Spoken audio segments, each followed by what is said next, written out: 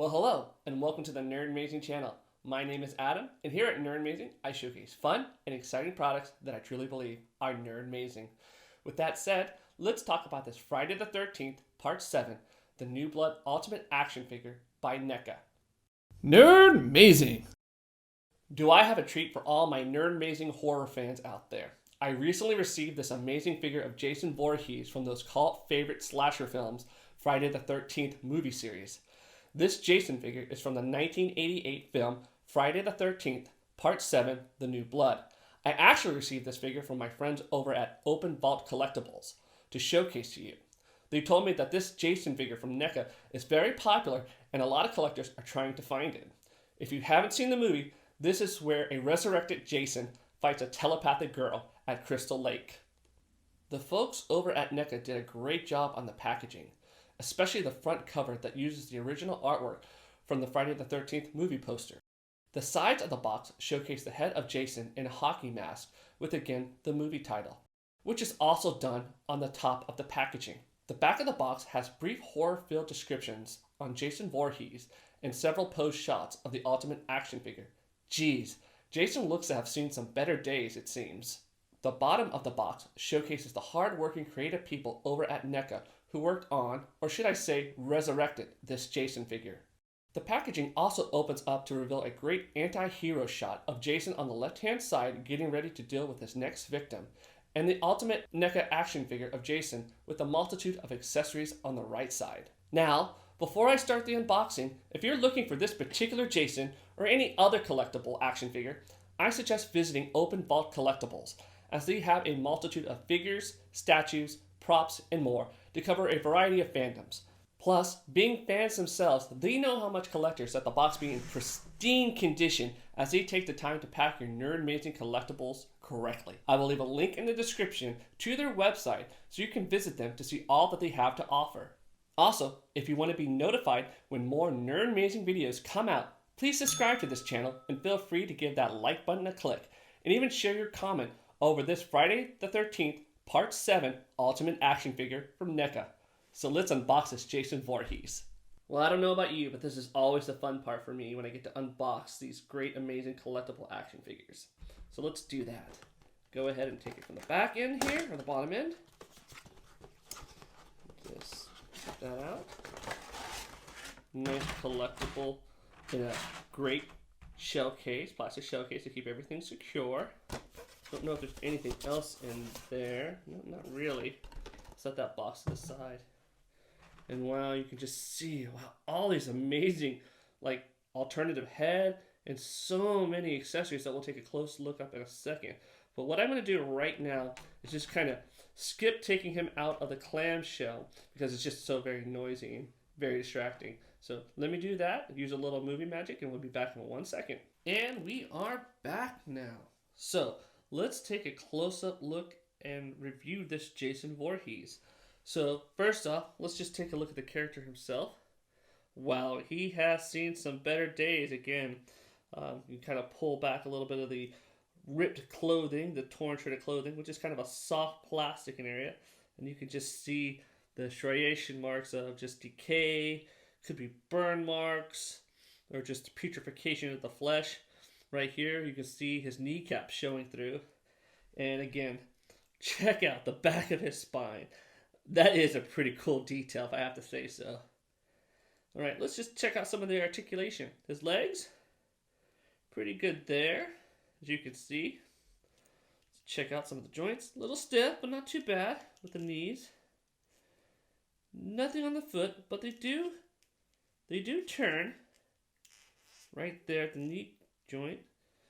The arms itself move pretty well. They just kind of swing back like this. There's none of the lifting up on the shoulders. But right here, let's check out. He's got a kind of a joint right there, the elbow that goes, as well as his arm. So you get some pretty decent movement that way. I guess that's going to be for his chopping action for his next victim. And, and for the hands, they twist pretty well. Let me see if there's any twisting action there. Oh yeah, right there at the forearm, you get some twisting action as well. So I think that's all for that.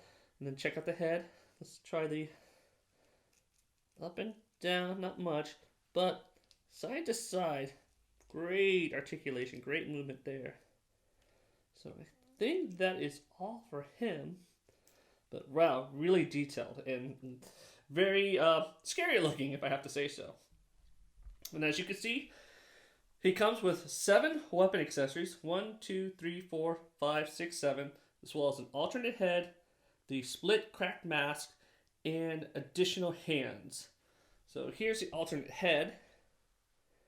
Looks like he's screaming or in rage. Oops. Set him down. The split mask. Then you have the axe, the tent spike, which looks to be used, sadly covered in blood.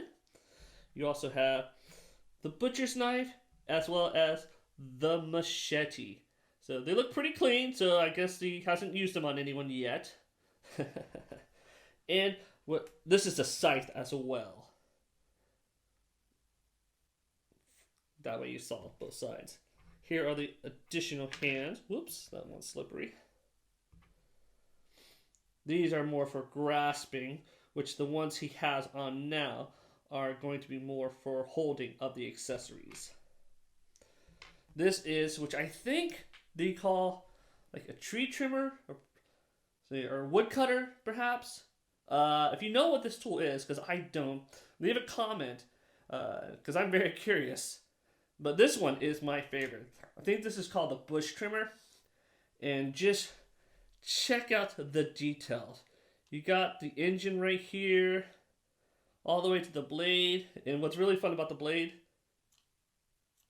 it moves a bit. So you got a little spin action on it. Though, because it has very small parts, just be careful when you are using it to pose on the figure, because you don't want to accidentally break them. So, well, all right.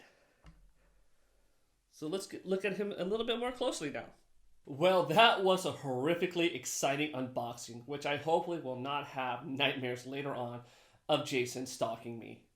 The figure stands about 7.5 inches tall, which is a pretty good size. I'll put a regular action figure next to him for scale. So let's put this Jason Voorhees on the spinner to showcase some poses. With so many accessories that NECA gives you for this Friday the 13th figure, you have a slew of options to pose Jason Voorhees with a weapon of your choice. I have to say the brush cutter is my favorite weapon with all the detailed work in it, but leave a comment below on what your favorite weapon for Jason to hold will be. Here's a fun fact about what I learned when researching more about this particular Friday the 13th movie. This 7th installment of the franchise was originally meant to be a crossover film between the Friday the 13th and the Nightmare on Elm Street series, but sadly didn't happen back then. Yet we did get our crossover in the 2003 Freddy vs. Jason movie. Here is Jason Voorhees in his split cracked mask clinging to him. You'll have to watch the movie to see how that happens. Another fun movie fact is that they released this movie on the 13th of Friday to add a touch more fear to it. And just look how sharp that weapon is in Jason's hands. That is scary. Oh, and here's a detail just kind of showing all the putrefaction and the coloring that they put on his legs and whatnot, as well as the kneecaps. Here's Jason with the alternate head, and here is that pose that he has, the scythe, just ready for that next victim. And here's a nice close-up of that weapon, and just kind of seeing all the details on the back end with the ripped clothing as well. And here we have Jason with my favorite weapon, the brush cutter, as well as wearing the iconic hockey mask. Just, wow, he looks like he's just ready to take on the next victim of Crystal Lake. My goodness, he is scary looking. Well, thanks for watching this Nerdmazing episode. And to all my Nerdmazing fans out there, again I say to you, be passionate in what you do, share your passion with others, and be kind to one another, as this world can always use more goodness in it. This is Adam with Nerdmazing, and I'll see you next time. Bye!